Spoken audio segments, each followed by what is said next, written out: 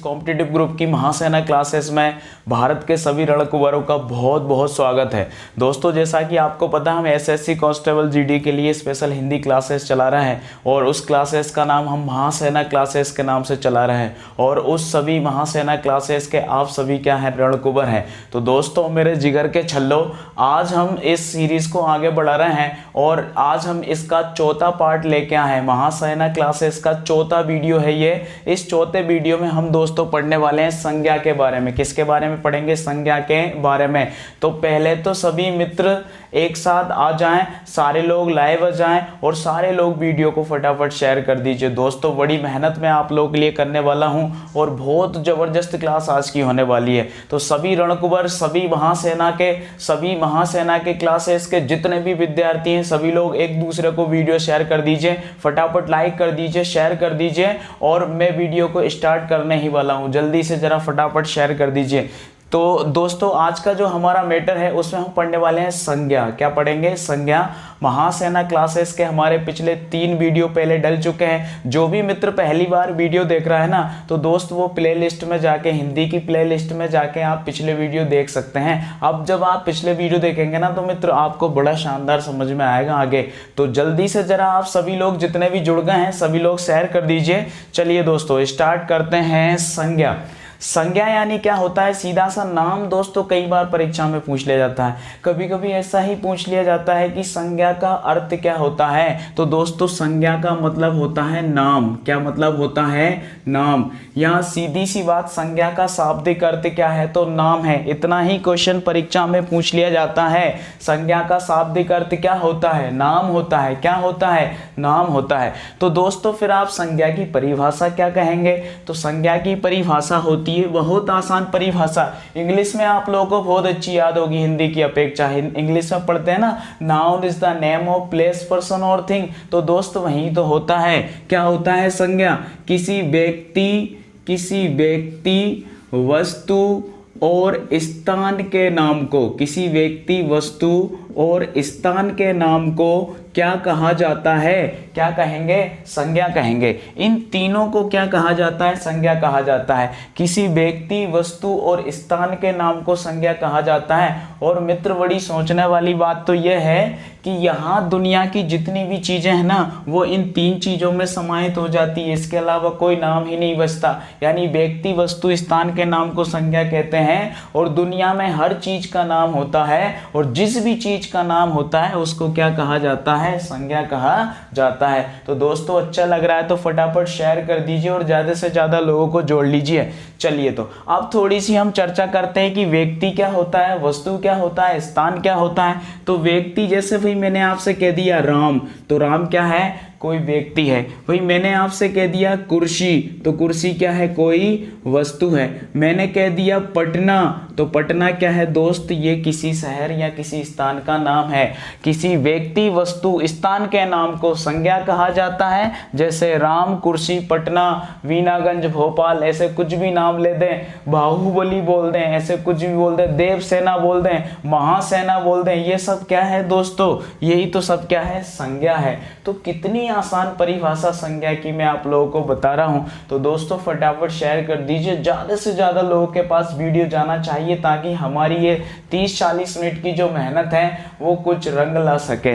तो दोस्तों देखिए आगे बात करते हैं संज्ञा के प्रकारों की, या संज्ञा को हम कितने प्रकार से बांट सकते हैं। ये तो संज्ञा की परिभाषा हो गई। क्या परिभाषा हो गई? किसी व्यक्ति वस्तु स्थान के नाम को संज्ञा कहा जाता है। अब दोस्तों संज्ञा को 2 प्रकार से डिवाइड किया जाता है। संज्ञा को 2 प्रकार से डिवाइड किया जाता है। सबसे पहले हम पढ़ेंगे संज्ञा का जो फर्स्ट प्रकार होता है, एक ही बार में आपका क्लियर हो जाएगा। सेकंड हम जो विशेष होता है उसको विशेष रूप से पढ़ेंगे। ये होता है संज्ञा का प्रकार व्युत्पत्ति के आधार पर संज्ञा। व्युत्पत्ति के आधार पर संज्ञा। व्युत्पत्ति के आधार पर संज्ञा कितने प्रकार की होती है? ऐसे आपसे नॉर्मल यहाँ से क्वेश्चन पूछा जाएगा कि व्युत्पत्ति के आधार पर संज्ञा कितने प्रकार की होती है। तो व्युत्पत्ति के आधार पर दोस्तों संज्ञा कितने प्रकार की होती है? 3 प्रकार की होती है। हमने शब्दों में पढ़ा था, हमने शब्दों में पढ़ा था, जो लास्ट वीडियो था उसमें हमने दोस्तों शब्दों में पढ़ा था कि शब्द जो होते हैं ना वो व्युत्पत्ति के आधार पर, व्युत्पत्ति के आधार पर कितने प्रकार के होते हैं, 3 प्रकार के होते हैं। और वहीं तो संज्ञा में होता है वो जो 3 प्रकार होते हैं। शब्द भी तो नाम ही होता है ना किसी का, वो काय में आएगा, संज्ञा में ही तो आएगा। तो दोस्त वो जो 3 प्रकार होते हैं वो इसी में जाते हैं। क्या हो जाता है, रूढ़ हो जाता है, इसके बाद आपका यौगिक हो जाता है, रूढ़ हो जाएगा, क्या हो जाएगा, यौगिक हो जाएगा, और यौगिक के बाद क्या हो जाएगा आपका, योग रूढ़ हो जाएगा। क्या हो जाएगा, योग रूढ़। यानी संज्ञा का एक प्रकार, संज्ञा को हम 2 प्रकार से बांटेंगे, ये एक व्युत्पत्ति के आधार पे है और दूसरा हम बांटेंगे मित्रों किसके आधार पे, अर्थ के आधार पर। किसके आधार पर, अर्थ के आधार पर। तो सबसे पहले हमने बांटा है किसको, व्युत्पत्ति के आधार पर। तो व्युत्पत्ति के आधार पे हम कह रहे हैं कि कितने प्रकार के, 3 प्रकार के। कितने प्रकार के, 3 प्रकार के। जैसे आपसे कह दिया रूढ़ हो गया, आपसे कह दिया यौगिक हो गया और आपसे कह दिया योग रूढ़ हो गया। तो ये संज्ञा का पहला प्रकार है। व्युत्पत्ति के आधार पर संज्ञा 3 प्रकार की होती है, रूढ़, यौगिक और योग रूढ़।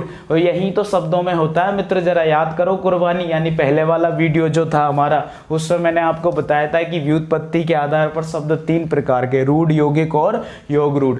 रूढ़ शब्द में मैंने आपसे कहा था जिसके टुकड़े सार्थक ना होना, जिसका अर्थ नहीं निकलता। 2 टुकड़े कर दो शब्द के तो कोई अर्थ ना निकले, उसको हमने क्या कहा था, रूढ़ शब्द कहा था। और जिसके टुकड़े सार्थक हो, जिसके खंड सार्थक हो, उसको यौगिक कहा था। और जो बहुब्रीहि समास के शब्द होते हैं उनको योग रूढ़ कहा था। अब दोस्त कोई आपसे पूछ लेना कि रूढ़ संज्ञा क्या है, यौगिक संज्ञा क्या है, तो योग रूढ़ संज्ञा क्या है, तो आप बिल्कुल आसानी से बता सकते हैं, बिल्कुल आसानी से बता सकते हैं। जैसे अगर मैं आपको एग्जाम्पल लिखवाऊं तो अगर मैं आपसे कहूं कि कृष्ण, आपसे कहा कृष्ण, आपसे कहा यमुना, भाई कृष्ण और यमुना क्या है, ये नाम है, ये कृष्ण भगवान है, ये यमुना जी है, नदी है यमुना, तो ये सब क्या है, नाम है। और कौन सी संज्ञा है, रूढ़ संज्ञा है, क्योंकि आप इनके खंड सार्थक या इनके टुकड़े नहीं कर सकते। अब मैं आपसे कह दूं यौगिक में, आपसे कह दिया पनघट, क्या कह दिया, पनघट, या आपसे कह दिया मैंने पाठशाला, क्या कह दिया, पाठशाला, तो इनके खंड सार्थक है दोस्त, पन प्लस घट, पाठ प्लस शाला, यानी कि 2-2 टुकड़े कर देते हैं तो इनके अर्थ निकल जाते हैं। इस टाइप की संज्ञा को यौगिक संज्ञा कहा जाता है। क्या कहेंगे, यौगिक संज्ञा। और योग रूढ़ शब्द यानी ऐसे शब्द जो बहुब्रीहि समास में आते हैं, बहुब्रीहि समास में आते हैं। वो पिछले वीडियो का याद करो, दुनिया का सबसे घमंडी व्यक्ति कौन था, रावण था। तो रावण को हम क्या कहते हैं, दशानन कहते हैं। तो दशानन कौन से समास में आता है, बहुब्रीहि समास में। और बहुब्रीहि समास के जो भी शब्द होंगे वो योग रूढ़ होंगे। क्या होंगे, योग रूढ़ होंगे। जैसे आपसे कह दिया जाए जलज, कह दिया जाए आपसे, ये कह दिया मैंने आपसे दशानन, कह दिया आपसे लंबोदर, कह दिया, इस टाइप के जो शब्द होंगे वो योग रूढ़ शब्द होंगे। और जो योग रूढ़ शब्द होंगे मित्र वो कौन सी संज्ञा होगी, योग रूढ़ संज्ञा होगी। कौन सी संज्ञा होगी, योग रूढ़ संज्ञा होगी। जरा शेयर कर दीजिए फटाफट अगर अच्छा लग रहा हो तो। विशेष शानदार तरीके से आज का वीडियो आप लोगों के बीच में है। आज बहुत ही बेहतरीन क्लास होगी, जबरदस्त चीजें आप लोगों को बताई जाएगी और संज्ञा का आज पूरा का पूरा भंडारा हो जाएगा। यानी संज्ञा का पूरा निपटारा होगा, भंडारा के बाद उसका पूरा निपटारा होगा और आपका पूरा उद्धार होगा। तो दोस्तों प्लीज जरा फटाफट शेयर कर दीजिए वीडियो को। जितने भी लोग देख रहे हैं लाइक करिए, शेयर करिए, नए आए हैं, पहली बार आए तो सब्सक्राइब करिए, करिए करिए करिए। अगर नहीं करा ना मित्र तो एक मारूंगा कनपट्टी पे और सुधाएगी गणपति पे। तो गणपति जी की झांकी आने वाली, इसलिए मजाक कर रहा था, सीरियस मत लेना दोस्त, है ना। तो फटाफट शेयर कर दो यार, क्या जाता है आप लोगों का, है ना। चलिए दूसरा हम सेकंड प्रकार देखते हैं। सेकंड प्रकार है आपका अर्थ के आधार पर संज्ञा का डिवाइडेशन, जो कि बहुत इंपॉर्टेंट होता है। ठीक है, यही विशेष रूप से पूछा जाता है। एक तो मैंने बता दिया, आपसे मजाक कर लिया थोड़ा सा मैंने, यानी बता दिया मजाक मजाक में ऐसे ही। जो संज्ञा पूछी जाती है ना दोस्त वो यहीं से पूछी जाती है जो मैं आपको बताने वाला हूं। अर्थ के आधार पर संज्ञा, किसके आधार पे, अर्थ के आधार पर संज्ञा कितने प्रकार की होती है। तो सॉलिड आप जवाब देंगे कितने प्रकार की, 5 प्रकार की होती है। अर्थ के आधार पर संज्ञा कितने प्रकार की होती है, तो 5 प्रकार की होती है। कितने प्रकार की होती है, 5 प्रकार की होती है। ठीक है भाई, तो आपने देखा 5 प्रकार, तो मित्र हमें 5 प्रकारों का पता होना चाहिए हमें पता होना चाहिए वो 5 प्रकार कौन से हैं और कौन सा शब्द किस कैटेगरी के अंतर्गत आता है, हमें पता होना चाहिए। और क्यों भी नहीं होगा, क्योंकि आप महासेना क्लासेस देख रहे हैं और आरबीएस कॉम्पिटिटिव ग्रुप के आप विशेष मेहमान हैं, तो आपको ये सब बता के ही भेजाया जाएगा आज यहाँ से। चलिए, तो आपका जो पहला जो संज्ञा होती है ना दोस्त, वो होती है व्यक्तिवाचक संज्ञा। क्या होती है? व्यक्तिवाचक संज्ञा। और जो हम संज्ञा की, चलिए पहले मैं लिखवा ही देता हूँ सारी संज्ञाएं, फिर परिभाषाएं आपको क्लियर करवाऊंगा। पहली जो होती है वो होती है व्यक्तिवाचक संज्ञा, और दूसरी होती है आपकी जातिवाचक संज्ञा। क्या होती है? जातिवाचक संज्ञा। और तीसरी आपकी होती है समूहवाचक संज्ञा, समूहवाचक संज्ञा। और चौथी जो आपकी होती है वो होती है द्रव्यवाचक संज्ञा, द्रव्यवाचक संज्ञा। और जो दोस्तों लास्ट और 5 प्रकार जो होता है वो होता है भाववाचक संज्ञा। क्या होता है? भाववाचक संज्ञा। चलिए भाई, क्या प्रॉब्लम है दोस्त, ये 5 नाम आप याद नहीं कर सकते क्या? आपको तो पहले से भी पता होगा कि संज्ञा इतने प्रकार की होती है, क्योंकि पढ़ पढ़ के सब छन गए ना टायरों जैसे, तो सबको पता है कि संज्ञा 5 प्रकार की होती है। और 5 प्रकार कौन कौन से हैं? तो व्यक्तिवाचक, जातिवाचक, समूहवाचक, द्रव्यवाचक और भाववाचक। और बड़ी विशेष बात हिंदी की ये होती है दोस्तों कि जैसा नाम वैसा ही उसका काम होता है। तो इतना मुश्किल नहीं होता, ये सब बताना बहुत आसान होता है। हिंदी हमारी अपनी भाषा है और हम अपनी भाषा को आराम से पढ़ सकते हैं, समझ सकते हैं, क्लियर कर सकते हैं। तो सबसे पहले हम देखेंगे कि व्यक्तिवाचक संज्ञा क्या है।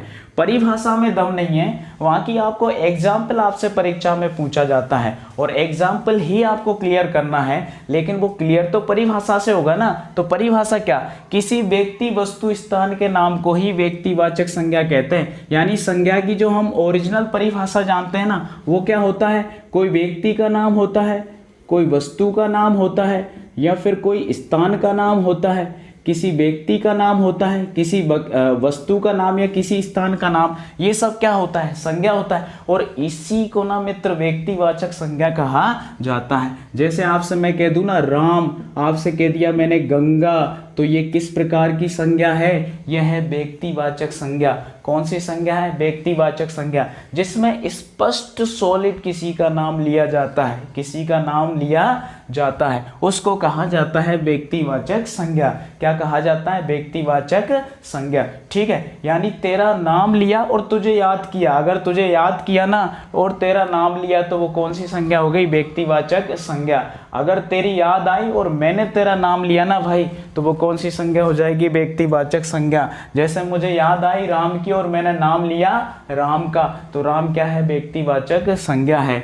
अब गंगा भी किसी का नाम है, राम भी किसी का नाम है, और जो नाम होता है उसको संज्ञा कहा जाता है, और जो सॉलिड एकदम नाम हो उसको व्यक्तिवाचक संज्ञा कहा जाता है। बताइए भाई, क्या बुरा है भाई? इसमें क्या है? कुछ भी नहीं है, सरल है, बहुत आसान है। अच्छा लग रहा है ना तो फटाफट शेयर कर दीजिए। आपको कोई याद कर रहा है ना तो उसको वीडियो शेयर कर दीजिए, है ना। उससे कह देना भाई तू मेरा नाम ले रहा था, मुझे याद कर रहा था, मैंने हमारे सर का वीडियो तुझे शेयर कर दिया, तू भी देख ले और किसी और को भेज दे। चलिए आगे देखना, नेक्स्ट है आपका जातिवाचक संज्ञा। तो जाति यानी कि क्या होता है? किसी एक समूह की कैटेगरी को दर्शाता है कि भाई ये समूह जो है वो किस कैटेगरी के अंतर्गत आता है। जैसे मैंने कह दिया राम है, तो राम को हम क्या कह सकते हैं? मनुष्य कह सकते हैं। क्या कह सकते हैं? मनुष्य।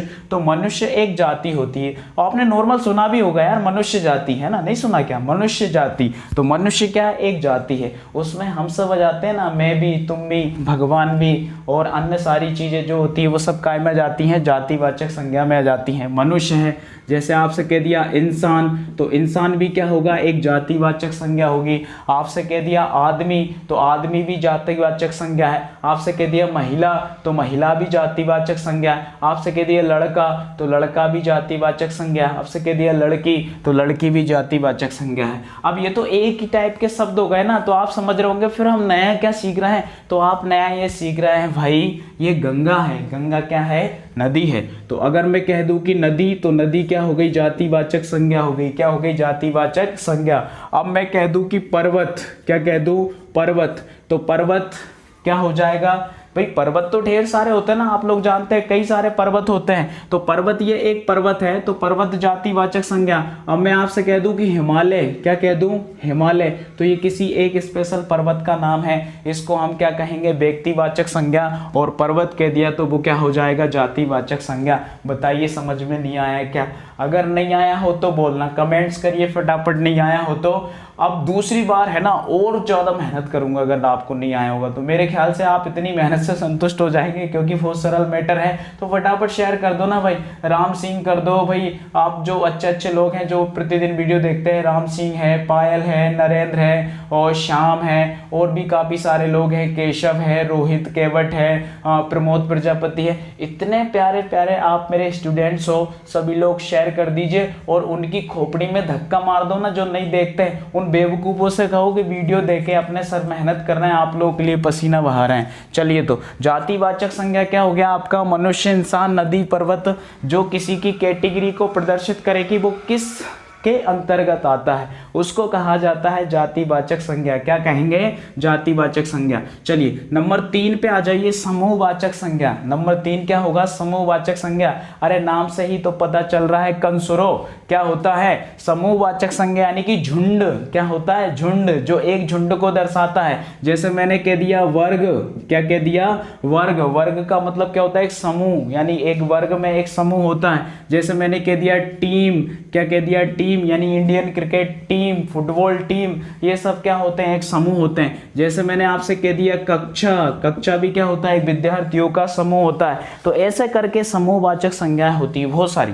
चलिए एक और बड़ा शानदार उदाहरण देखिए आप, पुलिस। आपसे पूछा जाए कि पुलिस किस प्रकार की संज्ञा है, तो पुलिस भैया समूहवाचक संज्ञा है। वो जो होते हैं ना बिल्ले वाले, उन सबका क्या होता है, एक ग्रुप होता है, उस ग्रुप को क्या कहा जाता है, पुलिस कहा जाता है। और मेरी महासेना, तुम भी तो पुलिस हो, एसएससी कांस्टेबल जीडी के। तो एसएससी कांस्टेबल जीडी यानी कि पूरा का पूरा, अगर आपसे कहे कि आर्मी क्या है, तो आर्मी समूहवाचक संज्ञा है। क्या है, समूहवाचक संज्ञा। वर्ग है, टीम है, कक्षा है, पुलिस है, आर्मी है, सेना है, महासेना है, ये सब क्या है, ये समूहवाचक संज्ञा है। और ये दो शब्द तो बड़े जानदार हैं साहब, रट ही लीजिए भाई, परीक्षा में आते हैं दोस्त। कौन कौन से, पुलिस और सेना, ये किस टाइप की संज्ञा है, समूहवाचक संज्ञा। जो किसी बहुत सारे लोगों का एक ग्रुप प्रदर्शित करे, उसको समूहवाचक संज्ञा कहा जाता है। बताइए कोई प्रॉब्लम है क्या, नहीं है ना? तो फटाफट अंगूठा ऊपर कर दो ना, ऐसे वाला अंगूठा है ना, लाइक भेज दो, फटाफट शेयर कर दो। और जो स्टिकर्स आप जो भेजते हैं उसको भेज दिया करो, थोड़े बहुत डोनेशन भी दे दिया करो यार, पसीने की मेहनत थोड़ी सी काम आ जाए, है ना? तो कर दिया करो सब लोग, है ना, शेयर वेयर, और काफी सारे नए लोगों को जोड़ लिया करो। चलिए द्रव्यवाचक संज्ञा नंबर 4, कौन सी संज्ञा है, द्रव्यवाचक संज्ञा कौन सी है, नंबर 4। अच्छा, दो शब्दों को आप थोड़ा सा यहाँ पे समझना।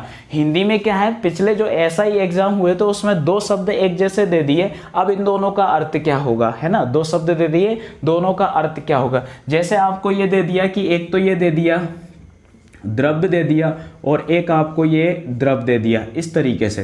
पिछली बार क्वेश्चन आए, इस शब्द समूह का अर्थ क्या है, तो इस वाले द्रव्य का अर्थ होता है पदार्थ। क्या होता है, पदार्थ। और इस वाले द्रव का मतलब होता है तरल पदार्थ। क्या होता है, तरल, यानी बहने वाली चीजें। तो ये जो द्रव्यवाचक संज्ञा ना दोस्त, इसके अंतर्गत ये भी आता है, इसके अंतर्गत ये भी आता है। तो द्रव्यवाचक संज्ञा यानी कि जो पदार्थों को, यानी कि उन चीजों को प्रदर्शित करे जिससे कोई पदार्थ बनता है, उन चीजों को प्रदर्शित करे जिनसे कोई पदार्थ बनता है, तो उसको क्या कहा जाता है, द्रव्यवाचक संज्ञा कहा जाता है। क्या कहेंगे, द्रव्यवाचक संज्ञा। आ रही है क्या समझ में, आ रही है ना दोस्त? आ रही हो तो वही शेयर कर दीजिए फटाफट। द्रव्यवाचक संज्ञा यानी कि पदार्थवाचक संज्ञा। इसका अपोजिट नाम भी आपसे पूछा जा सकता है, इसको आप पदार्थवाचक संज्ञा भी कह सकते हैं। क्या कह सकते हैं, पदार्थवाचक संज्ञा भी इसको आप कह सकते हैं। और पदार्थ जो होते हैं ना दोस्त, 3 प्रकार के होते हैं। एक होता है आपका ठोस, एक होता है द्रव, और एक होता है गैस।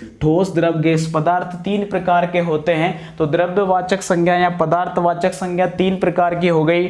ठोस द्रव्यवाचक संज्ञा, द्रव्यवाचक संज्ञा, तरल द्रव्यवाचक संज्ञा, और गैस द्रव्यवाचक संज्ञा। कितने प्रकार की हो गई, 3 प्रकार की। अब यहां आपसे पूछा जाएगा, पूछा दोस्त आपसे लोहा क्या है, आपसे पूछा दोस्तों तांबा क्या है, आपसे पूछा दोस्तों सोना क्या है, तो आप क्या कह देंगे, ये द्रव्यवाचक संज्ञा है। और किस कैटेगरी की है, तो ठोस कैटेगरी की है, ठोस द्रव्यवाचक संज्ञा है। दोस्तों आपसे पूछा कि आप पानी बताइए कौन सी संज्ञा, तो आपने कह दिया द्रव्यवाचक है। आपसे पूछा घी कौन सी संज्ञा, तो आपने कह दिया द्रव्यवाचक है। आपसे पूछा दोस्तों दूध कौन सी संज्ञा है, तो आपने कह दिया द्रव्यवाचक संज्ञा है। और द्रव्य में भी द्रव्य यानी तरल संज्ञा है, कौन सी संज्ञा है, तरल संज्ञा है। अब दोस्तों आपसे पूछा कि गैस में आप बताइए कि गैस किस प्रकार की संज्ञा, तो ये भी पदार्थवाचक संज्ञा। जैसे आपसे कह दिया जलवाष्प, क्या कह दिया, जलवाष्प, ये क्या है, गैस है। आपसे कह दिया ऑक्सीजन, ये क्या है, गैस है। आपसे कह दिया धुआं, ये क्या है, गैस है।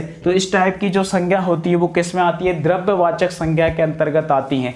दोस्तों ये क्या होता है, असल में ये शब्दों का डिवाइडेशन होता है। शब्द हम पढ़ चुके हैं पिछले वीडियो में हमने शब्दों के बारे में पढ़ा था। और शब्द जो होते हैं किसी भी दुनिया में, किसी भी व्यक्ति, वस्तु, स्थान या दुनिया में हर चीज का नाम होता है। और जिस भी चीज का नाम होता है उसको संज्ञा कहते हैं। अब संज्ञा को हम बांट रहे हैं, डिवाइड कर रहे हैं कि भाई तू कौन सी संज्ञा, मैं कौन सी संज्ञा और ये कौन सी संज्ञा, है ना। तो इन सबको हम क्या डिवाइड कर रहे हैं। तो द्रव्यवाचक संज्ञा, पदार्थवाचक संज्ञा, ठोस, द्रव, गैस, 3 प्रकार की होती है। जो ठोस पदार्थ होते हैं वो ठोस द्रव्यवाचक संज्ञा में आते हैं। जो तरल पदार्थ होते हैं वो तरल द्रव्यवाचक संज्ञा में आते हैं। जो गैस या जलवाष्प या गैस के रूप में हो उसको आप क्या कहेंगे, गैसवाचक संज्ञा या द्रव्यवाचक संज्ञा। चलिए अब बात करते हैं दोस्तों नंबर 5, मोस्ट इंपोर्टेंट, जो काफी सारी परीक्षाओं में पूछा जाता है। मैं थोड़ा सा इधर लिख देता हूं, यहाँ पे आप देख रहे हैं सब, देख रहे हैं सब, हेलो हेलो हाय हाय, देखना जरा भाई, सब देख रहे हो क्या, शेयर कर दो ना देख रहे हो तो। चलिए भाववाचक संज्ञा यानी कि क्या है भाई, भाववाचक संज्ञा का मतलब ये होता है कि हमारा भाव प्रकट होता है। क्या होता है, भाव प्रकट होता है। यानी क्या होता है ना दोस्त, भाव क्या होता है, एक ऐसी चीज होती है जो अंदर से प्रकट होता है। भाव क्या होता है कि जैसे किसी व्यक्ति की दशा है, समझना भाई, किसी व्यक्ति की दशा है, अवस्था है, या फिर उसकी स्थिति का अगर कोई शब्द बोध कराए, क्या कराए, किसी व्यक्ति की भाव, दशा, अवस्था, स्थिति, इन शब्दों का अगर कोई शब्द बोध करा रहा है, यानी हमें किसी शब्द से किसी व्यक्ति का भाव, उसकी दशा, उसकी स्थिति या उसकी अवस्था का पता चल रहा ना, तो उसको कहा जाता है भाववाचक संज्ञा। क्या कहेंगे उसको, भाववाचक संज्ञा। चलिए मैं इसको साफ कर ही देता हूँ, आप तो है ना काफ़ी समझदार हैं, आप लोगों तो आता होगा और आप लोगों ने ये उतार भी लिया होगा, क्योंकि भाववाचक संज्ञा ना यहाँ से इंपॉर्टेंट बन जाती है। भाववाचक संज्ञा यानी कि सीधी सी बात क्या हो गई दोस्त, किसी व्यक्ति, वस्तु या स्थान का भाव, दशा, अवस्था और स्थिति, इन सब का बोध कराने वाले शब्दों को ही भाववाचक संज्ञा कहा जाता है। एक छोटा सा प्यारा सा प्रैक्टिकल आपको बताता हूँ। 2 बच्चे थे, एक बहुत ज़्यादा गोरा था और एक बहुत ज़्यादा काला था। ये गोरा है और ये काला है। नाम तो मैं इनके बता सकता हूँ, लेकिन आप लोग है ना गालियाँ देंगे कमेंट्स में, इसलिए मैं आपको नाम नहीं बता रहा हूँ। तो एक गोरा है और एक क्या है, काला है। अब इसकी भी माँ है और इसकी भी माँ है। ये दोनों माएँ अपने बच्चों से क्या करती हैं, प्यार करती हैं। ये माँ भी करती है और ये माँ भी करती है। अब अगर कोई तीसरा व्यक्ति है, जैसे मान लीजिए राम सिंह है, कोई तीसरा व्यक्ति कौन है, राम सिंह है, या मान लो कोई तीसरा व्यक्ति अपना इकबाल मियाँ है। कौन सा है, इकबाल है। अब इन दोनों बच्चों से हम कहें कि इकबाल भाई आपको कौन सा अच्छा लगा, तो आप कहेंगे कि सर हमें तो गोरा वाला अच्छा लगा है, तो आप तो गोरा वाले से प्यार करेंगे। लेकिन इसकी माँ जो है ना वो तो इस काले से भी प्यार करेगी और इसकी माँ जो है ना वो इस गोरे से भी प्यार करेगी। यानी कि जब आपको ये अच्छा लग रहा है तो आप इससे प्यार कर रहे हैं, अगर ये अच्छा आपको नहीं लग रहा है तो आप इससे प्यार नहीं कर रहे हैं। क्या यही दृष्टिकोण इसकी माँ का भी हो सकता है, तो नहीं हो सकता। इसकी माँ का दृष्टिकोण यह है कि इसका इससे अपनापन है और जिसमें इसे अपनापन दिख रहा है ये उससे प्यार कर रही है। ठीक है दोस्तों, तो भाववाचक संज्ञा का मतलब यही होता है कि भाववाचक संज्ञा क्या होता है, किसी व्यक्ति और उसकी जो अवस्था होती है, उसकी दशा होती है, इन सब को क्या कहा जाता है, भाववाचक संज्ञा कहा जाता है। भाव आखिर में क्या होते हैं, हर व्यक्ति के अलग अलग होते हैं। जैसे आपको किसी से प्यार हुआ तो प्यार भी क्या होगा, एक भाववाचक संज्ञा होगी। ठीक है। अब प्यार से मतलब मैं आपको जो पिछला जो बताने का रीजन था ना वो ही था। आपने कभी देखा होगा कोई लड़की अगर किसी से प्यार करे तो है ना, काफी सारे लड़के ऐसे कमेंट्स करती है कि ऐसे भद्दे से बुरे से लड़के से प्यार कर रही है। तो मतलब ये थोड़ी है कि आपको बुरा लग रहा है तो उसे भी बुरा लग रहा है। इसका मतलब प्यार जो है ना दोस्तों वो एक भाव है। क्या है? एक भाव है। अगर वो उसको अच्छा लग रहा है तो वो उससे प्यार कर रही है, तो इसी कंडीशन को हम क्या कहते हैं? भाव कहते हैं। आपको नहीं हो रहा कोई दिक्कत नहीं, उसे तो करने दो ना, ठीक है। तो प्यार क्या होता है? एक भाव होता है। जैसे आपने देखा कि भाई मिठास, तो मिठास भी क्या है? एक भाव होता है। तो इस टाइप की जो संज्ञाएं होती है ना दोस्तों, उनको भाववाचक संज्ञा कहा जाता है। जैसे आपको किसी पे क्रोध आया, तो क्रोध भी आपका क्या है? एक भाव है। आपके अंदर एक भाव है क्रोध जो है। अगर आप पे जैसे मान लीजिए अगर आप पे यौवन है, यानी कि आपको जवानी है या यौवन है, यौवन यानी जवानी का पर्यायवाची शब्द है, तो ये सब क्या होते हैं? भाव होते हैं, ठीक है। और एक जो बहुत ज्यादा पूछा जाता है हरियाली, क्या होता है? हरियाली। तो हरियाली भी ये क्या होता है? एक प्रकार का भाव होता है। तो प्यार है, मिठास है, क्रोध है, यौवन है, हरियाली है, ये सब क्या होते हैं? ये भाववाचक संज्ञा के अंतर्गत आते हैं। इनसे क्या होता है? किसी व्यक्ति की दशा, अवस्था या कंडीशन का बोध होता है। ऐसे शब्दों को हम भाववाचक संज्ञा कहते हैं। अब दशा अवस्था यानी कि जैसे यौवन हो गया, बुढ़ापा हो गया, बचपन हो गया, ये सब क्या होते हैं? ये भाववाचक संज्ञा होती है, ठीक है। किसी का स्वभाव हो गया, जैसे क्रोध है, वो उसको क्रोध आता है, या वो शांत है, या वो इस टाइप से जो भी अन्य शब्द बनते हैं वो सब काय में आते हैं? भाववाचक संज्ञा के अंतर्गत आता है। चलिए दोस्त, तो ये हो गए संज्ञा के आपके पांचों प्रकार। लेकिन इसके आगे भी बचा है दोस्त, पिक्चर अभी बाकी है, यानी कि कई सारी चीज़ों का अभी आपको और अध्ययन करना है। वो अध्ययन क्या है? तो पहले तो आप थोड़ा सा एक बार इसको क्लियर कर लीजिए। अर्थ के आधार पर संज्ञा 5 प्रकार की: व्यक्तिवाचक, जातिवाचक, समूहवाचक, द्रव्यवाचक और भाववाचक। एक एक उदाहरण लिखते हैं। जैसे हमने कह दिया राम, तो ये व्यक्तिवाचक है। जातिवाचक, तो राम से कह दिया कि हमने ये मनुष्य है, तो मनुष्य क्या हो गई? इसकी जाति हो गई। समूह अगर कह दे तो समूह कह दे तो भाई राम की पूरी सेना, तो राम भगवान की पूरी सेना, ये क्या हो गई? समूहवाचक संज्ञा हो गई। द्रव्यवाचक संज्ञा यानी कि भाई ये किससे युद्ध लड़े, जिससे युद्ध लड़े, यानी कि उनके हथियार वगैरह अगर कह दे तो हथियार यानी कि बहुत सारे हथियारों का समूह अगर है, या उनकी पूरी सेना है, तो वो क्या है? समूह है। हथियार काय के हैं? जैसे आपसे कह दिया कि लोहा के हथियार बने सारे के सारे, तो ये द्रव्यवाचक है। और राम जी अपनी सेना से प्यार करते हैं, तो प्यार क्या है? ये भाववाचक संज्ञा है। तो इस तरीके से 5 प्रकार की संज्ञा: व्यक्तिवाचक, जातिवाचक, समूहवाचक, द्रव्यवाचक, भाववाचक, व्यक्तिवाचक, जातिवाचक, समूहवाचक, द्रव्यवाचक, भाववाचक, और 5 प्रकार की आपकी संज्ञा होती है। बताइए दोस्त, समझ में नहीं आया क्या? पूरी मेहनत आप लोगों के साथ की है। अगर आपको समझ में आया ना तो फटाफट शेयर कर दीजिए यार दोस्त, ज़्यादा से ज़्यादा लोगों को जोड़िए। एसएससी कांस्टेबल जीडी की जान है ये सब, आपकी परीक्षा में आने वाला है, पटवारी में आने वाला है। वो 70, 70, 7 के पीछे 0 हिंदी एसआई परीक्षा में आता है। कंबाइंड ग्रुप 1 2 3 4 5 में सब में हिंदी आता है। जेल प्रेरी में हिंदी आता है। प्लाटून कमांडर में हिंदी आता है। अब क्या बच्चे की जान लोगे, सब परीक्षाओं में हिंदी आता है भैया, पढ़ ले। चलिए तो आगे बात करते हैं इसके आगे। अब संज्ञा के जो अलग अलग कैटेगरीज होती हैं, संज्ञा में कुछ अलग अलग एक्टिविटी होती हैं। पहली एक्टिविटी तो दोस्तों ये होती है कि भाववाचक संज्ञा जो होती है ना, इसका निर्माण किया जाता है। अधिकतर कुछ शब्द तो ऐसे होते हैं जो भाववाचक संज्ञा के अंतर्गत आते हैं, और कुछ शब्द ऐसे होते हैं जिनसे भाववाचक संज्ञा का निर्माण किया जाता है। तो हम भाववाचक संज्ञा के बारे में थोड़ा सा डिस्कस करते हैं। भाववाचक संज्ञा, अब भाववाचक संज्ञा ना 2 प्रकार की होती है। कितने प्रकार की होती है? 2 प्रकार की भाववाचक संज्ञा होती है। एक तो दोस्तों स्वतंत्र होती है। क्या होती है? स्वतंत्र, यानी कि कुछ शब्द जो सीधे भाववाचक में आते हैं। और दूसरा दोस्तों परतंत्र होती है। क्या होती है? परतंत्र, यानी कि दूसरे किसी शब्दों से उसको बनाया जाता है। यानी कि कैसे बनाया जाता है? कुछ शब्दों में कुछ आपके मुख्य शब्द होंगे, क्या होंगे? मुख्य शब्द होंगे। उन मुख्य शब्दों में आपको प्रत्यय जोड़ना है। क्या जोड़ना है?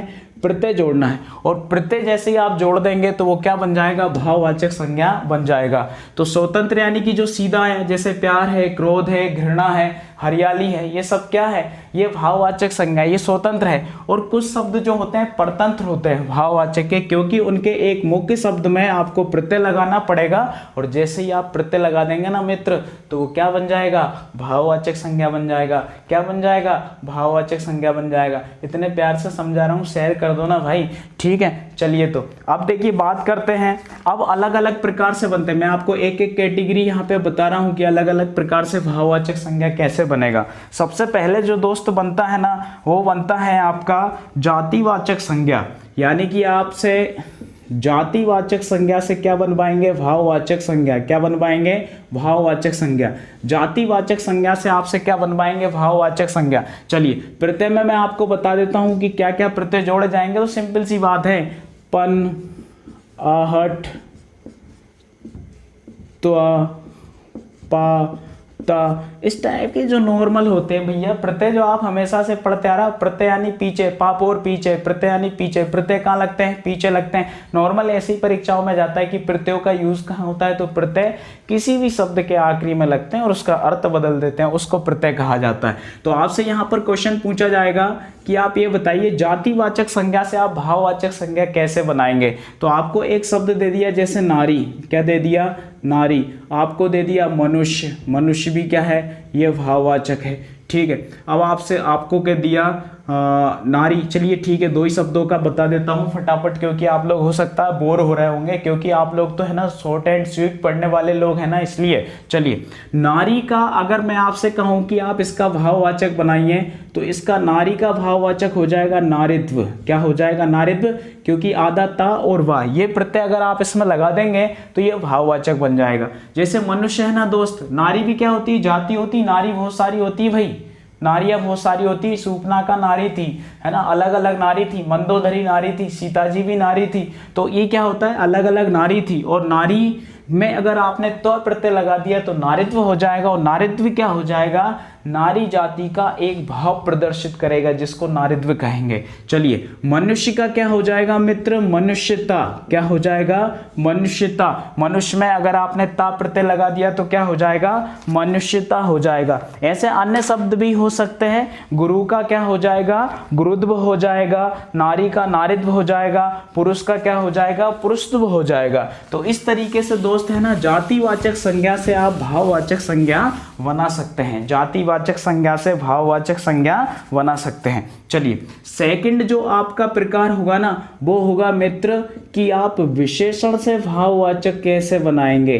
विशेषण से भाववाचक कैसे बनाया जाता है, यानी कि विशेषण शब्द भी भाववाचक आपके हो सकते हैं। विशेषण क्या होते हैं, जो किसी की विशेषता बताते हैं, उनको क्या कहा जाता है, विशेषण कहा जाता है। जैसे आपसे कह दिया कि सुंदर, क्या कह दिया, सुंदर आपसे कह दिया, तो सुंदर क्या होता है, किसी की विशेषता होती है। इससे अगर आप भाववाचक बनाओगे ना तो सुंदरता क्या हो जाएगा, सुंदरता। ता प्रत्यय आपने लगा दिया तो सुंदरता क्या हो गया, भाववाचक हो गया। क्या हो गया, भाववाचक हो गया। अब मैं अगर आपसे कहूँ ना वीर, तो वीर भी किसी की विशेषता है, तो वीर का क्या हो जाएगा, वीरता हो जाएगा। क्या हो जाएगा, वीरता हो जाएगा। ऐसे अगर मैंने कह दिया ना बड़ा, तो बड़ा भी क्या है, विशेषण है, और इसका अगर आप भाववाचक बनाएंगे तो क्या हो जाएगा, बड़प्पन हो जाएगा। क्या हो जाएगा, बड़प्पन हो जाएगा। तो दोस्तों ऐसे बड़े आसान से होते हैं, आप छोटे छोटे सिंपल से ये कुछ प्रत्यय हैं जिनको लगाइए और उनको आप है ना किससे, संज्ञा से भी विशेषण, संज्ञा से भी भाववाचक बनाएंगे, जातिवाचक से भी बनाएंगे, आप विशेषण से भी बनाएंगे। इसके बाद सर्वनाम जो होते हैं ना, सर्वनाम से भी विशेषण बनाया जाता है। अब नंबर 3 अगर हम देखें तो सर्वनाम से बना लेते हैं। सर्वनाम क्या होते हैं, जो संज्ञा के बदले प्रयोग किए जाते हैं, उनको सर्वनाम कहा जाता है। अगली जो महासेना की क्लास होगी ना दोस्त, इसी को लेके होगी, सर्वनाम को लेके। एक एक क्वेश्चन है ना बिल्कुल फोड़ के रख देंगे सर्वनाम का। कोई भी क्वेश्चन ऐसा नहीं होगा जो आपकी परीक्षा में बाहर चला जाए। तो दोस्तों सर्वनाम यानी कि जो शब्द संज्ञा के बदले प्रयोग किए जाए ना, उनको सर्वनाम कहते हैं। अब सर्वनाम से आप क्या बनाएंगे, भाववाचक संज्ञा। जैसे मैंने आपसे कह दिया अपना, क्या कह दिया, अपना, ये सर्वनाम है। क्या है ये, सर्वनाम। तो अपना का भाववाचक क्या हो जाएगा, अपनत्व। क्या हो जाएगा, अपनत्व हो जाएगा। अगर आप लेना मम, मम अगर ले तो ये क्या है, सर्वनाम है, इसका क्या हो जाएगा, ममत्व हो जाएगा। अगर आपने ले लिया ना आप, तो आपका क्या हो जाएगा, आपा हो जाएगा। क्या हो जाएगा, आपा। तो इस तरीके से सर्वनाम से क्या बनाया जाता है, भाववाचक बनाया जाता है दोस्त। ये हो गया तीसरा नंबर। अब भी बाकी है और भी परिवर्तन होता है। आपसे नंबर 4 पूछा जाएगा कि आप क्रिया से भाववाचक संज्ञा बनाइए। क्रिया से भाववाचक संज्ञा बनाइए। क्रिया क्या होता है, जैसे आपसे कह दिया घबराना। क्या कह दिया, घबराना। तो घबराना क्या होता है, क्रिया होती है। क्रिया क्या होती है, पहले मैं आपको पिछले वीडियो में बता चुका हूं।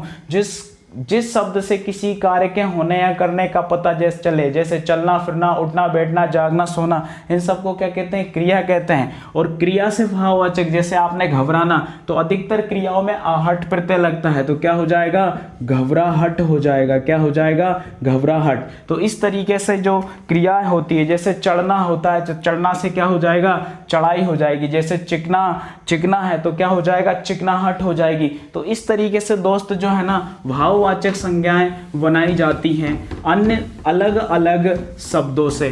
क्या लगा के, प्रत्यय लगा के बनाई जाती हैं। क्या लगा के, प्रत्यय लगा के बनाई जाती है। चलिए आगे बढ़ते हैं। तो अव्यय से भी दोस्तों भाववाचक संज्ञा बनाई जाती है। नंबर अगला प्रकार अगर हम देखें तो अव्यय जो शब्द होते हैं, क्या होते हैं, अव्यय शब्द होते हैं। अव्यय या अभिकारी शब्द, ऐसे शब्द दोस्तों जिनके लिंग पुरुष वचन कारक में परिवर्तन नहीं होता। जिनके लिंग पुरुष वचन कारक में परिवर्तन नहीं होता उनको अव्यय अभिकारी शब्द कहा जाता है। इनसे भी दोस्त भाववाचक संज्ञा बनाई जाती है। जैसे अगर मैं कह दूं कि दूर, क्या कह दूं, दूर, तो दूर क्या है, ये भाववाचक, यानी कि दूर क्या है, ये शब्द है दोस्तों, अव्यय शब्द है। इसका भाववाचक बनाओगे तो क्या बनेगा, दूरी बनेगा। क्या बनेगा, दूरी। अगर मैं कह दूं निकट है तो निकट का क्या बनेगा, निकटता बनेगा। इस तरीके से दोस्तों ये जो शब्द होते हैं अलग अलग टाइप के, इनसे भाववाचक संज्ञा बनाई जाती है। निकटता, क्या बनेगा, निकटता। तो ये हमारी एक बहुत बड़ी एक इम्प्रेशन वाली चीज होती है जो अलग से होती है। संज्ञा में आप 5 प्रकार सब पढ़ते हैं, लेकिन ये अलग से आप लोग कम ही लोग पढ़ते हैं। तो दोस्तों ये शब्द जो होते हैं ना, जो मैंने आपको नियम बताए हैं, इनको आप अच्छे से नोट करके, इनकी किताबों में ढेर सारे शब्द होते हैं, उनको बार बार रिवीजन लगाएं, बार बार प्रैक्टिस लगाएं। अगर आपकी देश की महासेना में आप शामिल ना हुए ना, तो मैं अपने ग्रुप के चैनल का नाम चेंज कर लूंगा, RBS कॉम्पिटिटिव ग्रुप का नाम बदल दूंगा, अगर आपका क्वेश्चन हिंदी में बाहर चले जाए तो। इतनी सारी चीज़ें ना शानदार मैं आपको बता रहा हूँ, ये सब चीज़ें आप लोग है ना क्लियर करिए। चलिए अब कुछ स्पेशल फैक्ट होते हैं दोस्त। स्पेशल फैक्ट यानी कि क्या होता है कि जो संज्ञाएं होती हैं, आपने देख लिया कि संज्ञाएं जो होती है वो कितने प्रकार की होती हैं, 5 प्रकार की संज्ञाएं होती हैं। अब 5 प्रकार की संज्ञाओं का यूज भी अलग अलग तरीके से किया जाता है। संज्ञाओं का प्रयोग, यानी संज्ञाओं का प्रयोग किस तरीके से किया जाएगा, हम वो चीज सीखने वाले हैं। तो संज्ञाओं का प्रयोग, ठीक है, ये मान के चलिए हमने वीडियो स्टार्ट किया, एक ब्राह्म लिया, फिर हमने संज्ञाओं से भाववाचक संज्ञा बनाया, और ये हम तीसरा पार्ट इस वीडियो के अंतर्गत पढ़ रहे हैं, यानी संज्ञाओं का परिवर्तन या संज्ञाओं का प्रयोग।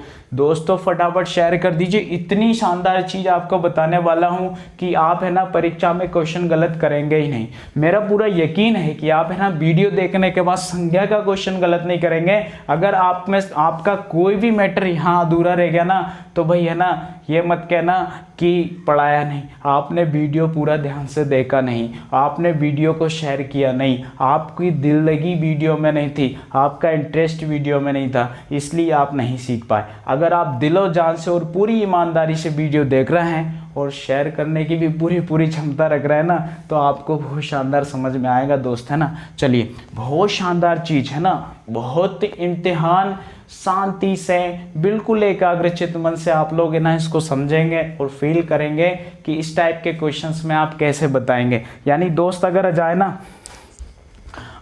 जाए ना कि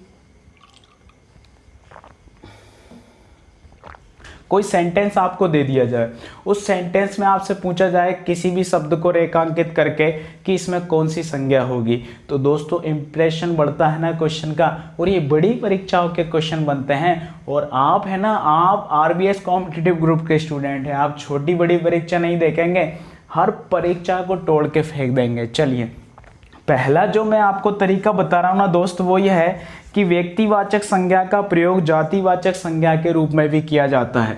क्या मतलब है कि आपको यहाँ पे दे दिया व्यक्तिवाचक संज्ञा, क्या कह दिया, व्यक्तिवाचक संज्ञा का किस में प्रयोग करना है हमें, जातिवाचक संज्ञा के रूप में। यानी कोई व्यक्तिवाचक संज्ञा होगी तो उसका जातिवाचक संज्ञा के रूप में किस तरीके से प्रयोग किया जाता है, ये आपका फर्स्ट सेंटेंस है। तो आप जरा एग्जाम्पल देखना, एग्जाम्पल से ही आपको क्लियर करना है, ठीक है। क्या करना है, एग्जाम्पल से ही क्लियर करना है। तो दोस्तों एग्जाम्पल है, देश को जय चंदों से हानि होती है। एग्जाम्पल क्या है, देश को जय चंदों से हानि होती है। देश को जय चंदों से हानि होती है, यह आपका एक सेंटेंस है। इसमें आपको जयचंदो शब्द को क्या कर देंगे, वो अंडरलाइन कर देंगे और आपसे कहेंगे रेखांकित शब्द में आप बताइए कि संज्ञा का कौन सा प्रकार है। रेखांकित शब्द में संज्ञा का कौन सा प्रकार है, या जयचंदों में कौन सी हानि होती है, यानी सॉरी जयचंदों में कौन सी संज्ञा है।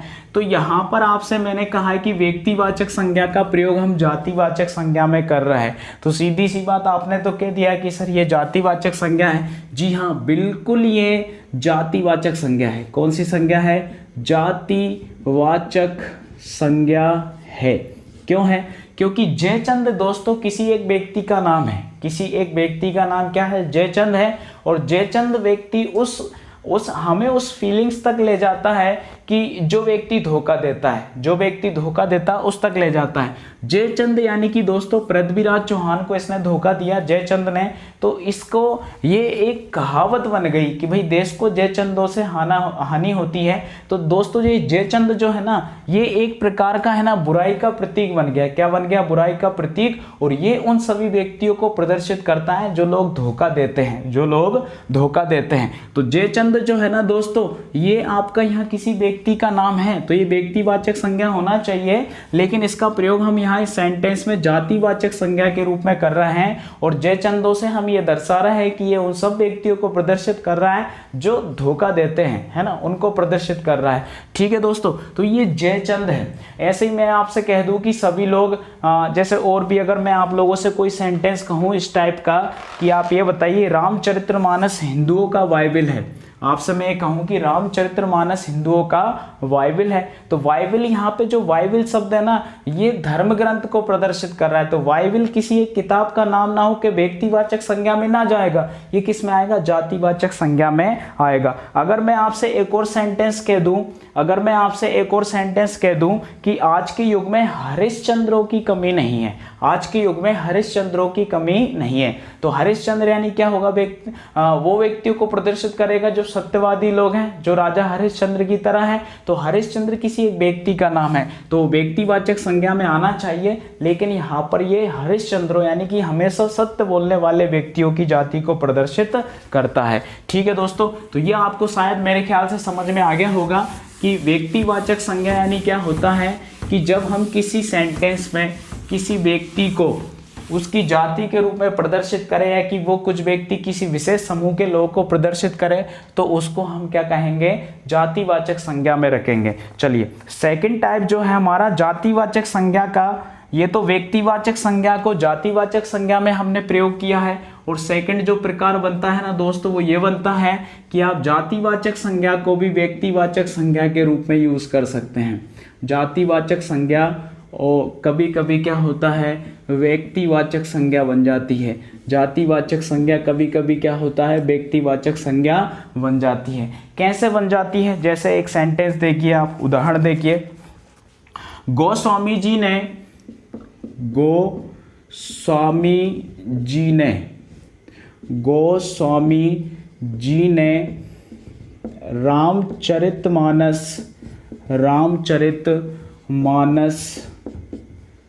रामचरितमानस की रचना की। गोस्वामी जी ने रामचरितमानस की रचना की। ये आपका एक सेंटेंस है। तो यहाँ पर एक गोस्वामी शब्द आपको अंडरलाइन करके दे दिया। उन्होंने पूछा कि सेंटेंस में आप ये बताइए कि यहाँ कौन सी संज्ञा है, तो गोस्वामी यानी कि दोस्तों एक जाति होती है। क्या होती है? जाति होती है। तो ये जातिवाचक संज्ञा है, लेकिन जातिवाचक संज्ञा का हम यहाँ प्रयोग कर रहे हैं व्यक्तिवाचक संज्ञा के रूप में। तो गोस्वामी जी का जैसे ही नाम याद आया ना, गोस्वामी जी ने रामचरितमानस की रचना की है, तो गोस्वामी जैसे ही नाम आया ना वहां पर तो जातिवाचक संज्ञा का प्रयोग हमने किस रूप में कर दिया? व्यक्तिवाचक संज्ञा के रूप में। क्योंकि गोस्वामी जैसे ही नाम आएगा ना तो आपको तुरंत ध्यान आएगा कि किस व्यक्ति के बारे में बात चल रही है, तो तुलसीदास जी के बारे में बात चल रही है। अगर मैं आपसे कह दूं कि पंडित जी भारत के पहले प्रधानमंत्री थे, पंडित जी भारत के पहले प्रधानमंत्री थे, तो पंडित शब्द जो है ना ये जाति को प्रदर्शित कर रहा है। लेकिन पंडित जैसे ही आपने कहा ना तो पंडित पंडित सब भूल गए, आपका का नाम आपको याद आया? जवाहरलाल नेहरू का। तो ये जातिवाचक संज्ञा किसको प्रदर्शित कर रहा है? व्यक्तिवाचक संज्ञा को प्रदर्शित कर रहा है। तो इस तरीके से ये जो आपका दूसरा नियम होता है वो ये होता है। चलिए एक और मोस्ट इम्पोर्टेंट नियम, बहुत सारी परीक्षाओं के लिए इम्पोर्टेंट है, बेहद इम्पोर्टेंट, मोस्ट इम्पोर्टेंट, शेयर कर दो फटाफट फिर बताऊं इम्पोर्टेंट। देखिए क्या होता है कि 3 प्रकार की संज्ञाएं होती हैं। एक तो आपने देखा कि द्रव्यवाचक संज्ञा, एक आपने क्या देखा कि द्रव्यवाचक संज्ञा, ठीक। दूसरी आपने देखा समूहवाचक संज्ञा, कौन सी है? समूहवाचक संज्ञा। और तीसरी आपने देखी भाववाचक संज्ञा। क्या देखा आपने? भाववाचक संज्ञा। ये जो तीनों संज्ञा है ना मित्र, ये जो तीनों संज्ञा हैं, देख रहे हैं सारे के सारे लोग देखिए भैया ना, बहुत इंपॉर्टेंट चीज है, बेहद इंपॉर्टेंट चीज है, परीक्षा के लिए मोस्ट इंपॉर्टेंट है। ठीक है, देखिए क्या है? द्रव्यवाचक है, समूहवाचक है और भाववाचक है। ये तीनों संज्ञा हैं। अगर आप इनका बहुवचन बना दें, क्या बना दें? इनका बहुवचन बना दें। क्या बना दें? इनका बहुवचन बना देना दोस्त, तो ये बन जाती है जातिवाचक संज्ञा। क्या बन जाती है? जातिवाचक संज्ञा। ठीक है, यानी कि द्रव्यवाचक, समूहवाचक और भाववाचक संज्ञा का जातिवाचक संज्ञा के रूप में प्रयोग करना। तो द्रव्यवाचक, समूहवाचक और भाववाचक संज्ञा को अगर आपने बहुवचन में लिख दिया ना, किस में लिख दिया? बहुवचन में लिख दिया, तो वो क्या बन जाएगी? जातिवाचक संज्ञा बन जाएगी। क्या बन जाएगी? जातिवाचक संज्ञा बन जाएगी। भाई अच्छे से देख लीजिए, अच्छे से क्लियर कर लीजिए। अगर आपने द्रव्यवाचक, समूहवाचक, भाववाचक संज्ञा को बहुवचन में लिख दिया तो वो क्या बन जाएगी? जातिवाचक संज्ञा बन जाएगी। जैसे एक उदाहरण देखिए, वहां तेल बिकता है। एग्जाम्पल आपको देता हूं, वहां तेल बिकता है, वहां तेल बिकता है। तो तेल क्या है? यहाँ पर भाववाचक संज्ञा, सॉरी द्रव्यवाचक संज्ञा है। कैसी है? द्रव्यवाचक संज्ञा है। और द्रव्य में भी कौन सी है? तरल संज्ञा है। कौन सी संज्ञा है? तरल संज्ञा है। अब अगर इसी का हम अगर इसी का हम बहुवचन बना दे, क्या बना दे? बहुवचन। तो वहां पर अगर हम ऐसा लिख दे कि वहां कई प्रकार के तेल बिकते हैं, वहां कई प्रकार के तेल बिकते हैं। तो सेंटेंस में दोस्तों है ना, तेल को है ना बहुवचन में प्रदर्शित कर दिया। जब बहुवचन में तेल को प्रदर्शित कर दिया तो तेल क्या होगा? तेल एक उस समूह को प्रदर्शित करेगा जिसमें बहुत सारे तेल आते हैं। ठीक है, तो यहाँ पर तेल क्या बन जाएगा? जातिवाचक संज्ञा बन जाएगा। जैसे मैंने आपसे कहा कि वहां तेल बिकता है, तो एक वचन है, और एक वचन है ना दोस्त, आप इसको द्रव्यवाचक कह सकते हैं। अगर वो शब्द समूहवाचक होता तो उसमें पटक देते, अगर वो भाववाचक होता तो उसमें पटक देते। लेकिन यहाँ तेल की अलग अलग कैटेगरी होती है, यानी कि तेल शब्द अगर आपसे कह दिया है तो उसको यहाँ पे जब आप बहुवचन बना देंगे तो अलग अलग तेलों में कई सारे प्रदर्शित करेगा। डाबर आंवला हो गया, ब्रह्मी आंवला हो गया, सरसों का तेल हो गया, या फिर सेवन ऑयल हो गया, या बहुत सारे जो तेल होते हैं अलग अलग टाइप के हो गए। तो इस तरीके से जो दोस्त है ना, ये सारी चीजें है ना प्रयोग की जाती हैं। तो ये आप सबकी परीक्षाओं के लिए बहुत ज़्यादा इंपॉर्टेंट है। जो भी आप एग्जाम देने वाले हैं, जिनमें हिंदी आपकी आने वाली है, उन सब के लिए ये मोस्ट इम्पोर्टेंट चीज़ें हैं। तो दोस्तों पूरा मेहनत, पूरा मैंने आपको समझाने का प्रयास किया है इस वीडियो के अंतर्गत कि आप संज्ञा को लेके कभी भी कोई क्वेश्चन गलत ना करें। और मेरा विश्वास है कि कि अब मैं इस प्रयास में पूरी तरह सफल रहा हूँगा, क्योंकि वो तो आपके लाइक और कमेंट से मुझे पता चल ही जाएगा कि आपको है ना मैं कितने अच्छे तरीके से समझा पा रहा हूँ। और दोस्त ये मेहनत अभी है ना हम लोगों ने शुरू की है। अगर आप लोगों का प्यार, आप लोगों का सपोर्ट मिलता रहा ना, तो रियल कह रहे हैं कि भैया ना इस मेहनत को आसमान तक टिका देंगे और आपको आपकी मंजिल तक पहुंचा देंगे। अगर इस सेंटेंस में यानी कि इस टॉपिक के अंतर्गत मैंने आपको अच्छे तरीके से सारी चीज़ों को समझाया ना, तो दोस्त इतना शेयर करिए इस वीडियो को, इतना शेयर करिए कि हम अपनी मेहनत का एक निश्चित आकलन कर सकें और हम अपने चैनल को आगे ले जा सकें। और उसमें आप लोगों का प्यार है ना बहुत आवश्यक है दोस्त, बहुत आवश्यक है, क्योंकि दोस्तों ये मेहनत आप लोगों के लिए की जा रही है। अगर आप लोग ही सपोर्ट नहीं करेंगे तो फिर इस पसीने की क्या कीमत होगी। तो दोस्तों प्लीज़ है ना वीडियो को शेयर करें, लाइक करें, और पहली बार आए ना तो दोस्त है ना सब्सक्राइब किए बिना मत चले जाना, नहीं तो एक मारूंगा कनपट्टी पे और सुध आएगी गणपति पे। बुरा मत मानना दोस्त, क्योंकि गणेश चतुर्थी आने वाली ना, इसलिए आप लोगों को गणेश जी की याद दिला रहा हूँ। चलिए दोस्तों, इतना समय देने के लिए आपको बहुत बहुत धन्यवाद। जय राम जी की जय श्री राम।